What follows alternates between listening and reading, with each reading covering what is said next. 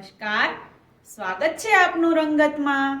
હું સિદ્ધિ કમાણી રોજ તમને અવનવી વાનગી બનાવતા શીખવું છું। જો તમને મારી વાનગી પસંદ આવતી હોય તો તમે મારી ચેનલને સબસ્ક્રાઇબ કરો, મારા વિડીયોને લાઈક કરો અને તમારા ફ્રેન્ડ સર્કલમાં મારા વિડીયો જરૂરથી શેર કરો। તો આજે આપણે ઘઉંના લોટની ફરસી પૂરી બનાવતા શીખીશું, જે પૂરી તમે બાળકોને લંચમાં પણ આપી શકો છો અને સવારે નાસ્તા જોડે પણ ખાઈ શકો છો। અને ઘણા લોકોને મેંદો પસંદ નથી હોતો, તો મેંદાની જગ્યાએ તમે ફરસી પૂરી જનરલી બધા મેંદાના લોટની બનાવતા હોય છે, તો આપણે મેંદાની જગ્યાએ આજે ઘઉંના લોટની ફરસી પૂરી બનાવતા શીખીશું। તો ચાલો આજે આપણે બનાવવાનું શરૂ કરીએ ઘઉંના લોટની ફરસી પૂરી।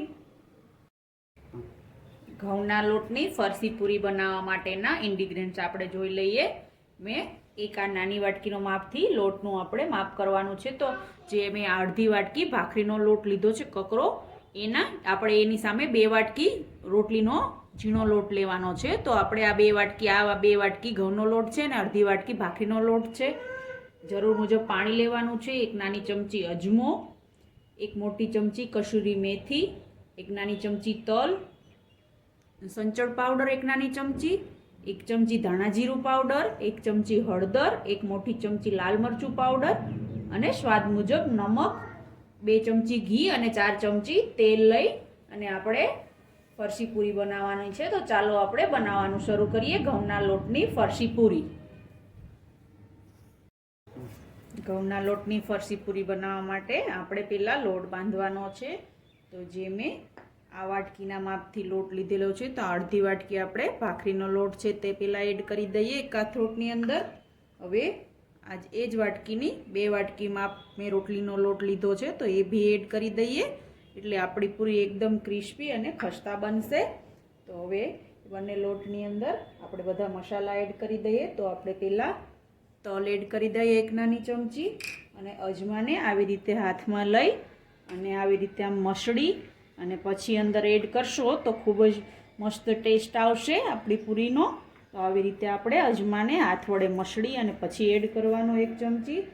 પછી આપણે કસૂરી મેથીને પણ એવી રીતે હાથથી મસળી અને પાવડર કરી અને એડ કરશો તો એનો પણ ખૂબ જ મસ્ત ટેસ્ટ આવશે અને સ્મેલ પણ બહુ જ મસ્ત આવશે। તો આવી રીતે કસૂરી મેથીનો પણ પાવડર કરી અને એડ કરવાનો। પછી આપણે ધાણા જીરું પાવડર એડ કરી દઈશું, લાલ મરચું પાવડર એડ કરી દઈશું। મેં લાલ મરચું લીધું છે એટલા માટે મેં મરી નથી લીધા, તમારે લાલ મરચું ના લેવું હોય તો તમે એની જગ્યાએ મરી પાવડરનો પણ યુઝ કરી શકો છો। નમક એડ કરી દઈશું, નમક અને સંચળ પાવડર બંને લેવાથી આપણી પૂરીનો ટેસ્ટ ખૂબ જ મસ્ત આવે છે। તો આપણે હવે સંચળ પાવડર એડ કરી દઈશું અને 1 ચમચી હળદર એડ કરી અને હવે આપણે બધી જ વસ્તુને હાથ વડે આવી રીતે મિક્સ કરી અને પછી આપણે એની અંદર મોણ એડ કરવાનું છે। તેલ અને ઘી બંનેનું મોણ એડ કરશો તો આપણી પૂરીનો ટેસ્ટ ખૂબ જ મસ્ત આવશે, એટલા માટે હવે આપણે એની અંદર મેં 2 ચમચી ઘીનું મોણ પહેલાં એડ કર્યું છે અને હવે પછી આપણે એની અંદર 4 ચમચી તેલનું મોણ એડ કરવાનું છે। આ માપથી તમે મોણ એડ કરશો તો આપણી પૂરી એકદમ ક્રિસ્પી અને ટેસ્ટી બનશે। તો હવે આપણે બધી જ વસ્તુને અને તેલ અને ઘીને પ્રોપર રીતે મિક્સ કરી લઈએ અને મુઠ્ઠી પડતું મોણ આવે એવી રીતે આપણે તેલ અને ઘી એડ કરવાનું છે। તમે 2 ચમચી ઘી લો તો એની સામે 4 ચમચી તેલ લેવાનું છે, એટલે આપણા પૂરીનો ટેસ્ટ ખૂબ જ મસ્ત આવશે। તમે જોઈ શકો છો બધી જ વસ્તુ મસ્ત રીતે મિક્સ થઈ ગઈ છે અને આપણા મોણનું પ્રમાણ પણ તમારે આવી રીતે ચેક કરવાનું છે। જો આવી રીતે મુઠ્ઠી વાળો અને પડી જાય એટલે મુઠ્ઠી પડતું મોણ આપણું થઈ ગયું છે। તો હવે આપણું મુઠ્ઠી પડતું મોણ બરાબર એડ કરી મસ્ત રીતે લોટમાં બધું મિક્સ થઈ ગયું છે। તો હવે આપણે એને થોડું થોડું પાણી એડ કરતા જઈ અને કઠણ લોટ બાંધવાનો છે। તો હવે આપણે પાણી એડ કરી અને લોટ બાંધી દઈએ, એકદમ કઠણ ભાખરી જેવો કઠણ લોટ બાંધી અને તમે પૂરી બનાવશો તો પૂરી તેલ શોષશે નહીં અને એકદમ ક્રિસ્પી બનશે અને મસ્ત ટેસ્ટી બનશે। તો આપણે ભાખરી જેવો એકદમ કઠણ લોટ બાંધી અને 10 થી 15 મિનિટ માટે ઢાંકી અને રેસ્ટ આપી પછી આપણે પૂરી બનાવવાની છે। તો એટલા માટે કઠણ લોટ બાંધો તો એકદમ સોફ્ટ લોટ ના થઈ જાય અને ઢીલો ના થાય ને પૂરી આપણી મસ્ત બને, એટલે કઠણ લોટ બાંધી અને રેસ્ટ આપવાનો છે। તમે જોઈ શકો છો એકદમ મસ્ત કઠણ લોટ બાંધી અને હવે આપણે લોટને ઢાંકી અને 10 થી 15 મિનિટ માટે રેસ્ટ કરવા માટે મૂકી દઈશું। તમે જોઈ શકો છો આપણો લોટ બંધાઈ ગયો છે. તો હવે હું એને આવી રીતે એક મોટો બાઉલ લઈ ઢાંકી અને 15 મિનિટ માટે રેસ્ટ કરવા માટે રાખી દઈશ અને પછી આપણે એની પૂરી બનાવી લઈશું. 15 મિનિટ થઈ ગઈ છે. તો હવે આપણે લોટને મસળી અને એના લુવા બનાવી લઈએ અને પછી આપણે એમાં પૂરી બનાવી લઈશું એની. તો હવે આપણે લોટ ઉપર અડધી ચમચી તેલ નાખી અને આપણે એને વ્યવસ્થિત મસળવાનો છે, જેથી આપણી પૂરી મસ્ત બને. મસળીને તમે પૂરી બનાવશો તો પૂરી વણતી વખતે પૂરીની કોર ફાટશે નહીં.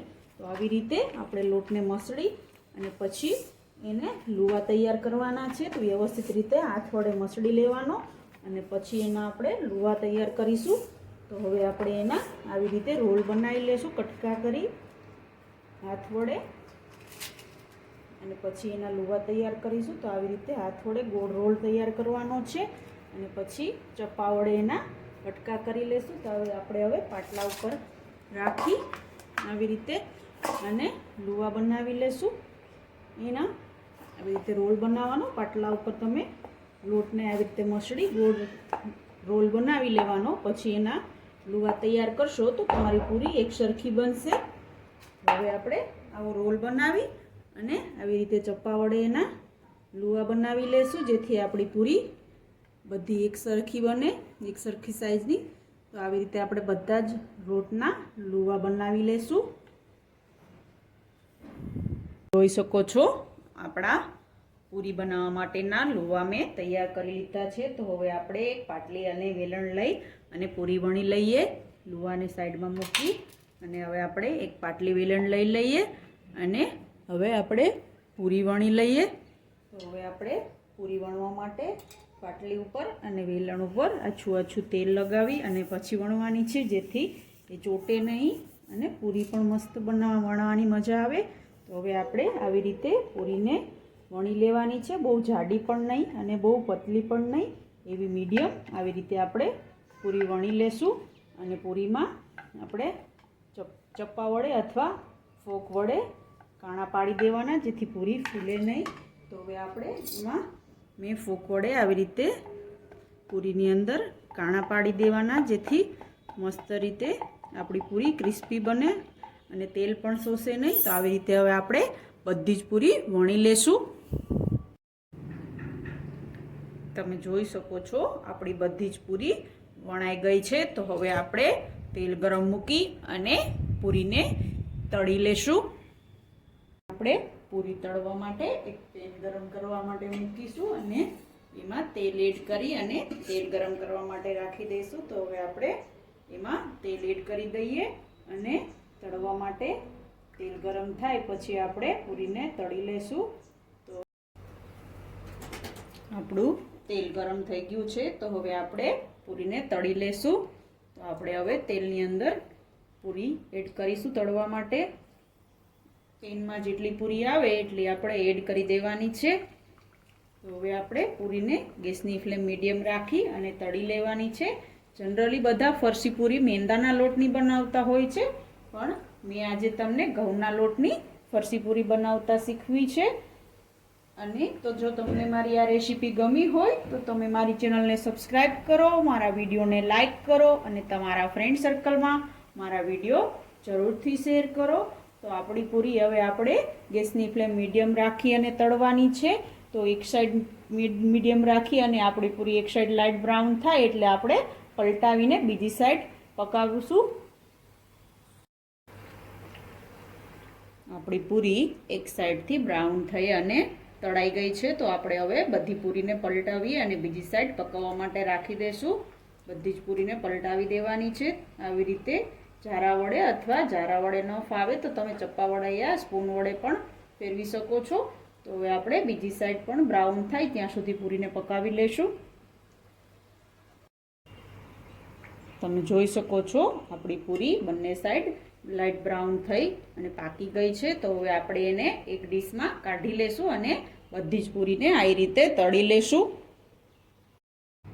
તો તૈયાર છે આપણી ખૂબ જ ક્રિસ્પી અને ટેસ્ટી એવી ઘઉંના લોટની ફરસી પૂરી.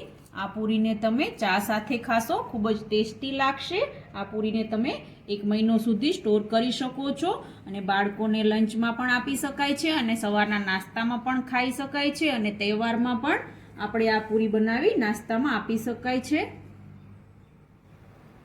કેવી લાગી આજની રેસીપી તમને? જો તમને મારી રેસીપી ગમી હોય તો તમે મારી ચેનલને સબસ્ક્રાઇબ કરો, મારા વિડીયોને લાઈક કરો અને તમારા ફ્રેન્ડ સર્કલમાં મારા વિડીયો શેર કરો। તો રોજ આવી અવનવી વાનગી જોવા માટે જોતા રહો રંગત, ખાણીપીણીના શોખીન ગુજરાતીઓની। Thanks for watching.